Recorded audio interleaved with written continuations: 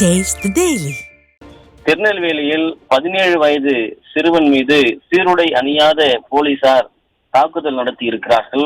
படுகாயங்களோடு கழுத்து பகுதியில் ஏற்பட்ட காயத்தோடு பாளையங்கோட்டை அரசு மருத்துவமனையில் அனுமதிக்கப்பட்டு தீவிர சிகிச்சை பெற்று வருகிறார்.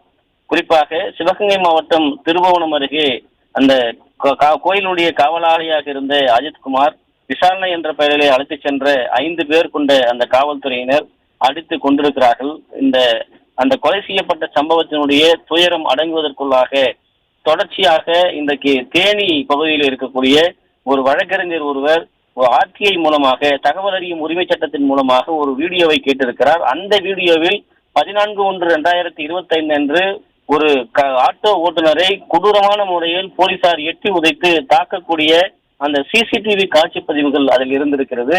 அதன் பிறகு அவரை விசாரித்த பிறகு அவர் ஒரு ஆட்டோ ஓட்டுநர் என்பதும் எந்த வழக்கிலும் தொடர்பில்லாத அவரை விசாரணை என்ற பெயரை அழைத்துச் சென்று கொடூரமான முறையில் மிருகத்தனமாக தாக்கி இருக்கிறார்கள்.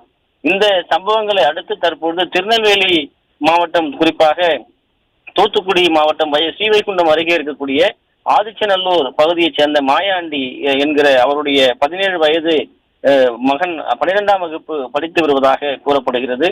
மாயாண்டி விசாரிப்பதற்காக சென்ற அங்கு இருக்கக்கூடிய அந்த போலீசார், குறிப்பாக தனிப்படையைச் சேர்ந்த போலீசார் இருசக்கர வாகனத்திலே சென்றிருக்கிறார்கள்.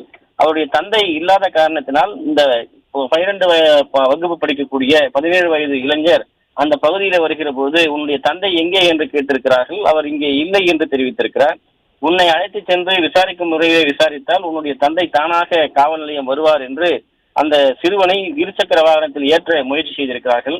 அப்போது அந்த சிறுவன் எனக்கும் இதற்கும் தொடர்பில்லை, நான் படிக்கிற மாணவனாக இருக்கிறேன் என்று கூற, அப்பொழுது லட்டியால் ஒரு காவலர் அவனை அடிக்க, மற்றொரு காவலர் அவனை கையை பிடித்து முறுக்க தப்பிக்க முயற்கிற போது மீண்டும் லட்டியால் அடிக்கிற போது கழுத்து பகுதியில் கடுமையான காயம் ஏற்பட்டிருக்கிறது. தொடர்ச்சியாக இந்த சிறுவன் வீட்டிற்கு செல்ல முடியாத ஒரு சூழ்நிலையில் வீட்டிற்கு ஒரு வழியாக சென்று வீட்டில் தெரிவித்த போது பாளையங்கோட்டை அரசு மருத்துவமனையிலே அவர் அனுமதிக்கப்பட்டிருக்கிறார். தொடர்ச்சியாக அவருக்கு சிகிச்சை அளிக்கப்பட்டு வருகிறது. இது தொடர்பாக அந்த சிறுவன் தப்பி ஓட முயன்றதாக அப்போது தாக்கியதாக காவல்துறை தரப்பில் தெரிவிக்கப்பட்டிருக்கிறது. காவல்துறை என்பது ஒரு நியாயமான முறையில் விசாரணை நடத்த வேண்டும். ஒருவரை விசாரிக்க வேண்டும் என்றால் அவருடைய செல்போன் எண்ணை தொடர்பு கொள்ளலாம். அவருடைய செல்போன் எண் அழைத்து வைக்கப்பட்டிருந்தால் அந்த டவர் மூலமாக அவர் எந்த பகுதியிலே இருக்கிறார் என்று அடையாளம் காணலாம், அல்லது தொடர் விசாரணைகள் மூலமாக ஒருவரை பிடித்து விசாரிக்கலாம். அதனை விட்டுவிட்டு அவர் தந்தை செய்த குற்றம் என்று கூறி அந்த மாணவனை அழைத்து சென்று இப்படி ஒரு மிருகத்தனமான தாக்குதலை காவல்துறையினர் அரங்கேற்றி இருக்கிறார்கள். தமிழகத்தில் நடக்கக்கூடிய ஸ்டாலின் தலைமையிலான திமுக ஆட்சியில் தொடர்ந்து அரங்கேறி வரக்கூடிய வன்முறை வெறியாட்டங்களுக்கு தொடர்ந்து அளவில்லாமல் போகிக் கொண்டிருக்கிறது. அஜித்குமார் என்கிற காவலாளியை அடித்து கொண்டிருக்கிறார்கள். மிருகத்தனமாக அவர் கொல்லப்பட்டிருக்கிறார், மிருகத்தனமாக அவர் அடிக்கப்பட்டிருக்கிறார். அந்த சம்பவத்தினுடைய துயரம் அடங்குவதற்குள்ளாக ஒரு அடுத்த கட்டமாக தேனியிலே ஒரு இளைஞர் அடுத்த சிசிடிவி காட்சி வெளியாகி கொடூரமாக தாக்கக்கூடிய ஷூ காலாலேயே அவர் கழுத்து பகுதியை மிதிக்கக்கூடிய காட்சியெல்லாம் வெளியானது. அடுத்ததாக தற்போது இந்த 12ஆம் வகுப்பு படிக்கக்கூடிய மாணவனை இது போன்று தாக்கியிருக்கிறார்கள். அவர் தற்போது பாளையங்கோட்டை அரசு மருத்துவமனையில் அனுமதிக்கப்பட்டிருக்கிறார். தொடர்ந்து இது போன்ற சம்பவங்கள் எல்லாம் இந்த காவல்துறை எதற்காக இப்படி மிருகத்தனமாக காட்டு மிராண்டித்தனமாக நடந்து கொள்கிறார்கள் என்கிற மிகப்பெரிய கேள்வி இருக்கிறது.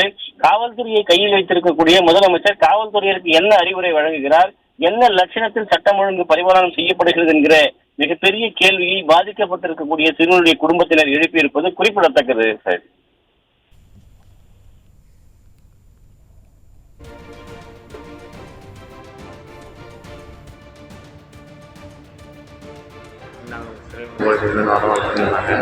சரி சார், எங்கள் அப்பா இல்லை சார், ஊரில் இல்லை சார், அப்பா வெளியூரில் இருக்காங்க அப்படின்னு நான் அன்றைக்கி பார்த்துட்டு இருந்த சார் வந்து, சார் அப்பா இல்லாட்டி என்ன இந்த பையனை வண்டியில் எடுத்துக்கேன், அப்பா தானே போல் நாளைக்கு வருவோம் அப்படின்னாங்க.